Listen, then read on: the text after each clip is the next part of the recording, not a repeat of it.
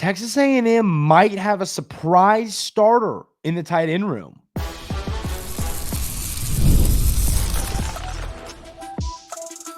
You are Locked On Aggies, your daily podcast on the Texas A&M Aggies, part of the Locked On Podcast Network, your team every day. Welcome on into Locked On Aggies. I'm your host, Andrew Stefaniak. Thanks for making Locked On Aggies your first listen every single day. Today's episode is brought to you by our friends over at FanDuel.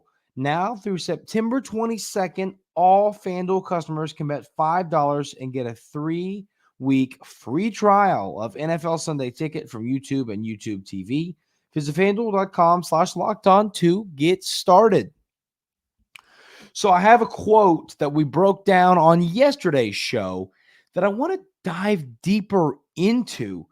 And here's the deal. We could have a surprise starter at tight end. Y'all, everydayers here at Locked On Aggies know that I am the CEO of the Donovan Green hype train. But this quote from the Texas A&M offensive coordinator, Colin Klein, makes me a little concerned about what this tight end room might look like and how it might work itself out. So, listen. I believe Tre Watson is going to start at tight end. Now, hear me out. While I think that Watson might start the year as the starting tight end, I still do see the world where Donovan Green takes over as the guy later in the year. I think that I was underplaying him coming back from the ACL tear. You got to remember, that happened. We're probably right at a year ago today. I mean, maybe a week earlier or a week later. It was right around the start of the season. It was very similar to the Ruben Owens injury. It was just, you saw one day, oh man, you're going to be without Donovan Green all year, a guy that we expected to really have a huge season for the Aggies at tight end. And now he himself is working his way back to the football field after that injury. And listen, it's a fantasy football thing, right? If you have a running back or a talented player that tears their ACL the year before, the numbers don't back them to have a great season the next year. But Donovan Green is a really good player, and he's a guy with a ton of upside. I've talked about his NFL upside, and I still believe all that. But the verbiage Coach Klein used in this quote terrifies me a little bit. So this quote says, Tre Watson is doing a great job, runs great routes, and has great ball skills. Theo Mellon-Orstrom has done great things at the point of attack. Donovan Green and Shane Calhoun have done nice things. I think we have a good mix of skill sets. It's going to be a big part of what we do. So once again, those of you everydayers here at Locked On Aggies know that I believe Coach Klein is going to use the crap out of the tight end room. I mean, he is going to use the tight ends in so many creative ways. He's going to get the football to them. He's going to block with them. But the thing that quickly stood out to me is the lack of two names. The transfer, Garrett Miller, and Jaden Platt. Now, one nice thing about this Texas A&M tight end room, and it's funny because it's very similar to the conversation we had about about the running back room. It is so deep. I mean, right there, Watson, Mellon-Orstrom, Donovan Green, Shane Calhoun, deep.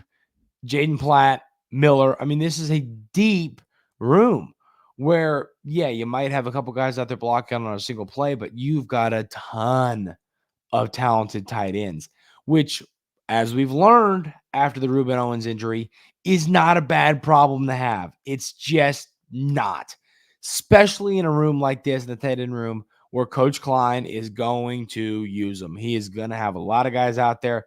He's going to have them blocking.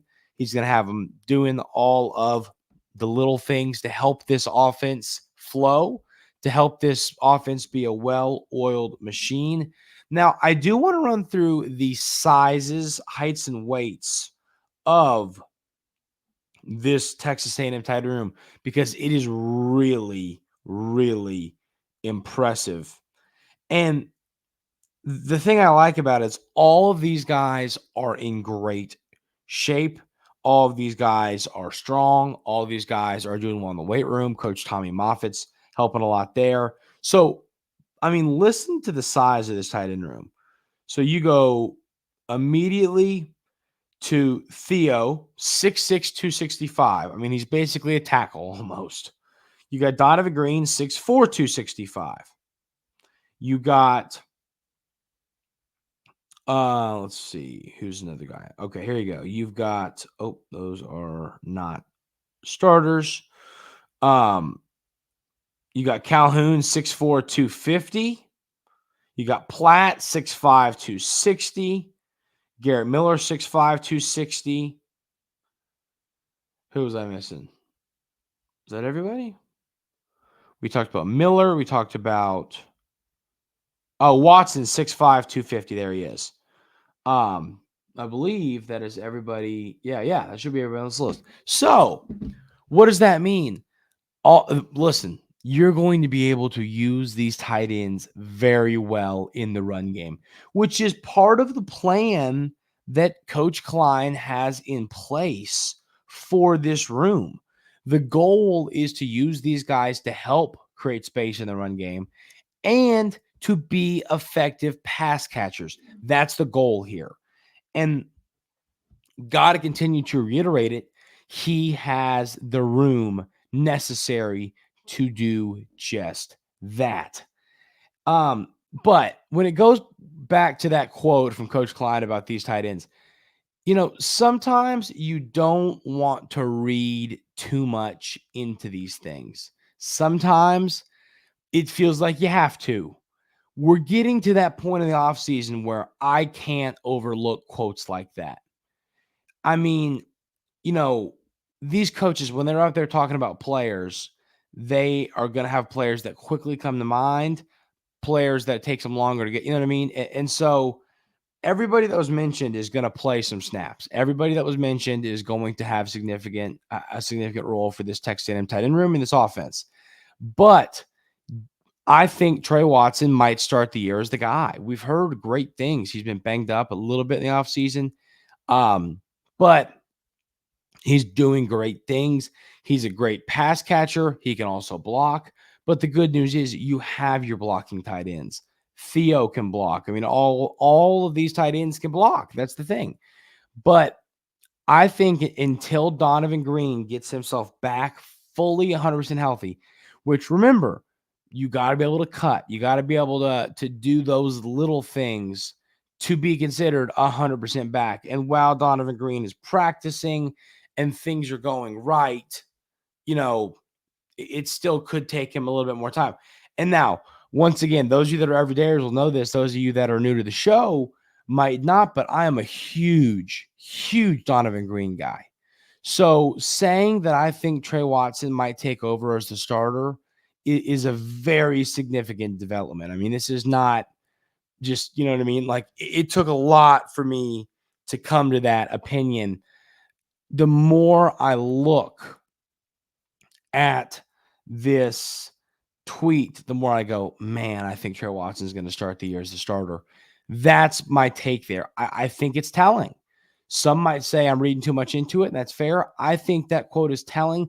Not that Donovan Green's not playing well, not that he's not going to be a great player, but that maybe he's still getting back to being Donovan Green, the player we saw 2 years ago before he got hurt with the ACL tear. I think we all know who that guy is. We know he's still in there. But when it comes to cutting and getting open and pushing the ball downfield, whatever it might be that's holding back, he might still have a little bit to do to get good to go on that. So I am not worried about Donovan Green. I'm not. But I do think now I have a feeling that Tre Watson is going to start the 24-25 season for the Aggies as the starting tight end. Let me know y'all's thoughts on this in the YouTube comments. Are you buying it? Do you think it's still going to be Donovan Green? Is it going to be someone else? Let me know in the YouTube comments. I've got two games that maybe we aren't talking enough about. We're going to talk about that coming up right here on Locked On Aggies. Sandals, sunscreen, snacks for the kids. What do these have in common? You're probably buying a ton again this summer. But don't stress about the cost. Use Ibotta and get cash back on all of your purchases when you stock up on all of your summer essentials.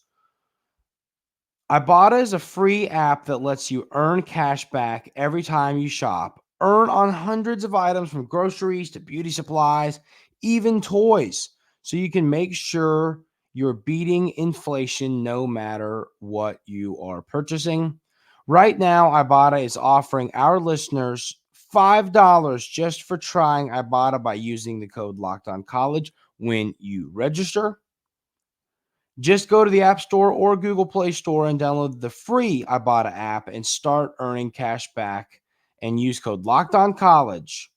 That's IBOTTA in the Google Play or Apple Store and use code LOCKEDONCollege for $5 when you register. So there are two football games on this schedule for Texas A&M that I think that maybe we're not talking enough about. So some might say, "Oh, is it the Auburn game? Is it who is it?" I don't think it's Auburn. I think we're talking enough about Auburn. I think we know the concern that game brings. To me, the two games on this list are Florida and South Carolina. Mississippi State, not buying it. Arkansas, not buying it. Now, I'm buying it a little bit on Florida. I've started to see some people have the conversation. Okay, is Florida not good, or do they just have an awful, awful, awful schedule? Now, do I think Florida is elite? Do I think Florida is is a great team? No.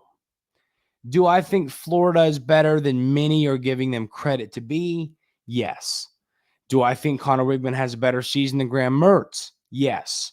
Do I still think Graham Mertz is a solid quarterback this year, can manage and win you some football games, and maybe even some you're not supposed to? I do believe that. So, looking at all of those details, I kind of look at this Florida game, especially on the road, early into the season. Now, the good news is, Texas A&M, we're going to know what you got because you're going to be playing Notre Dame, which, ladies and gentlemen, that game, when you cover a football team, you know what I mean, for a full off season, and then you look down at the calendar and you go, wow, this game that I've been talking about for months and years is finally 11 days away. It is just a special feeling. I'm just starting to get so giddy for the start of football, y'all. And I know y'all feel the same way, but I'm just getting so excited. I can't wait. But the Florida game is one that I think, and we've discussed the importance of this game this offseason. I've talked about how it is a crucial swing game for the Aggies.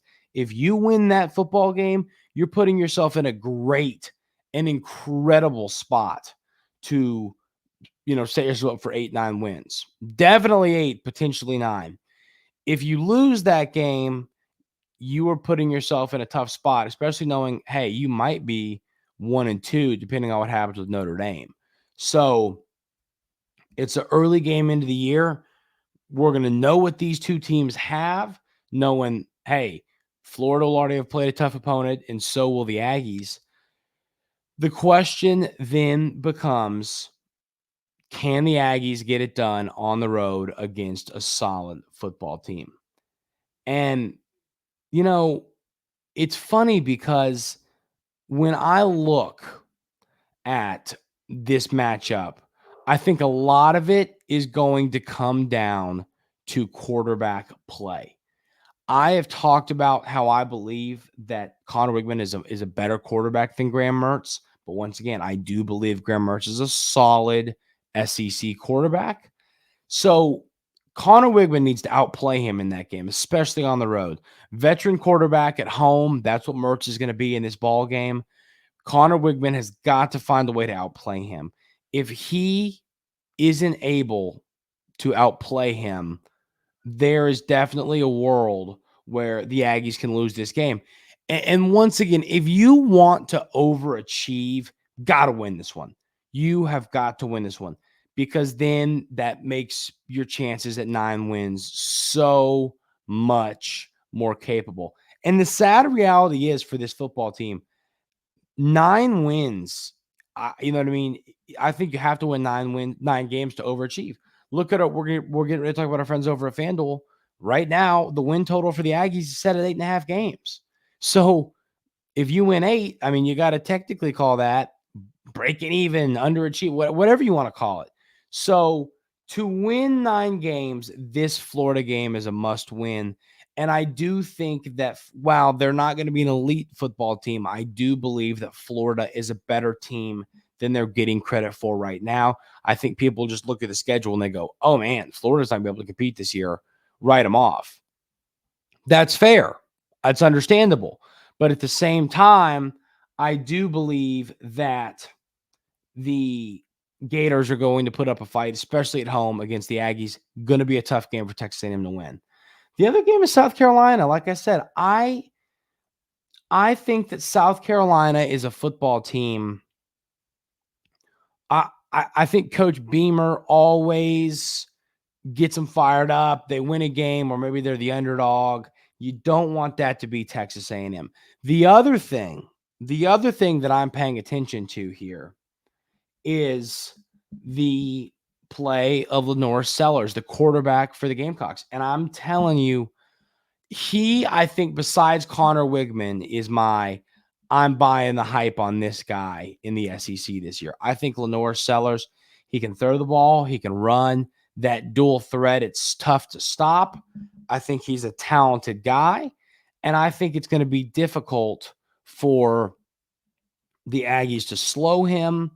And while I don't think South Carolina, the venue doesn't scare me as much as going to play in Florida, going to play in the Swamp, going to play in Auburn, it's still a solid venue. This is SEC football. There's no place you can go play on the road aside from Vandy, and it's easy.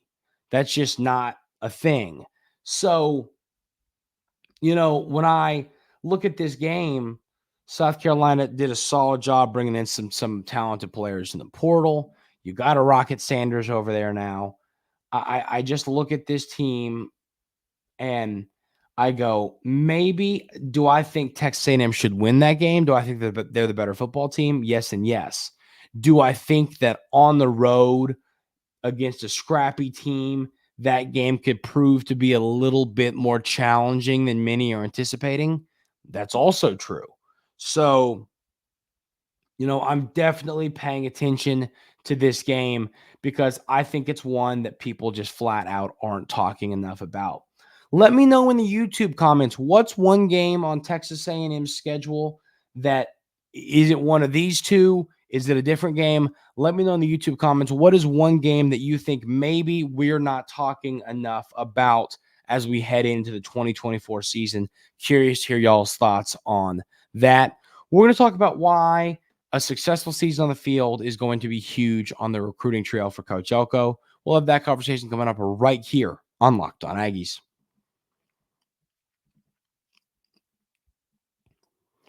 But first, I got to tell you about our friends over at FanDuel.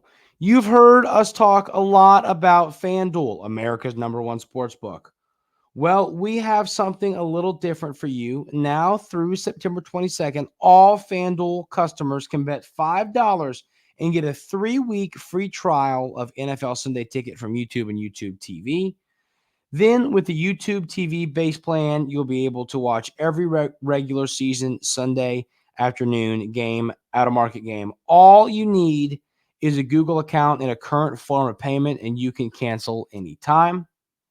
Just visit FanDuel.com/lockedon to download America's #1 sportsbook. And once again, FanDuel is the official sports betting partner of the Locked On Podcast Network.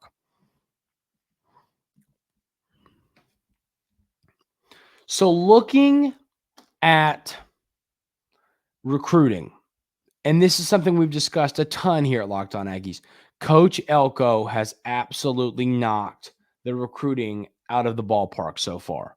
When Coach Elko took this job, I said to myself, okay, it is all going to come down to recruiting. Will he be able to recruit? If he can recruit, this tenure is going to be a success. If we find out that he just isn't going to be that great of a recruiter as a head coach, that's when this tenure is going to have problems. And what has he done to this point? He's just absolutely knocked recruiting out of the ballpark. The way that Coach Elko has recruited it, truly, I would never have expected it to go this well this early into his career as head coach of Texas A&M. I thought it was going to take him more time. I thought the class was going to be closer to 15 this year, maybe even 20. And he was going to be let's develop, let's figure it out that way. No, he's going to develop. He's going to have the X's and O's, but he's also going to have the elite talent. This is the way he's recruiting should be very exciting for Texas A&M fans. But I think that having a good season on the football field, and that, this isn't a rocket science take, but having a good team on the football field is going to help in recruiting. You've got a talented class committed right now, but think what you can do if you go win 9 games this year. Think what you can do if you can prove, hey, the guys that I recruited, the guys that I held on to in this class, they played snaps. They played relevant snaps for this team. They showed flashes. They're going to be great players for this program. I think if you can prove that while winning football games, it's going to be really hard for a recruit, knowing the resources Texas A&M has when it comes to the NIL front and all that stuff. It's going to be really hard for a recruit to not want to come play for Coach Elko and come play for this coaching staff. So, win football games, it's going to lead to landing more elite talent in the high school recruiting rankings. But once again, if you're a Texas A&M fan, you should be very, very, very happy with how their recruiting has gone under this staff so far. And I think that it's only going to get better, which is crazy to say, knowing this is already a top 10 class and a chance at a top 5 class if Coach Elko keeps going. That's going to do it for today's episode of Locked On Aggies. I want to throw a topic at y'all, and I want to hear y'all's thoughts in the YouTube comments. We'll either lead with this Wednesday, Thursday, or Friday. So let me know y'all's thoughts on this in the YouTube comments on today's show. Who's going to be QB2? I haven't heard an official announcement of any kind yet. We heard Coach Klein talking about Marcel Reed, or maybe it was Coach Elko. I'll have to look that back up before we discuss it tomorrow. But talking about Marcel Reed, is it going to be Reed? Is it going to be Henderson? How do y'all think that's going to shape itself out? Let me know that in the YouTube comments. Who will be QB2 for the Aggies this season? Give me a reason why, and we will break that down to start a show later in the week. But like I said, that is going to do it for today's episode of Locked On Aggies. Really, really, really appreciate y'all being here every single day. Show's doing great these last couple of days. We're starting to really see that football seasons here boost. So I appreciate y'all everydayers and all you new listeners. Appreciate y'all being here. Can't wait for the season to get rocking and rolling. It's going to be a ton of fun. But like I said, hope everyone has a great rest of the day today, and we will see you tomorrow right here on Locked On Aggies.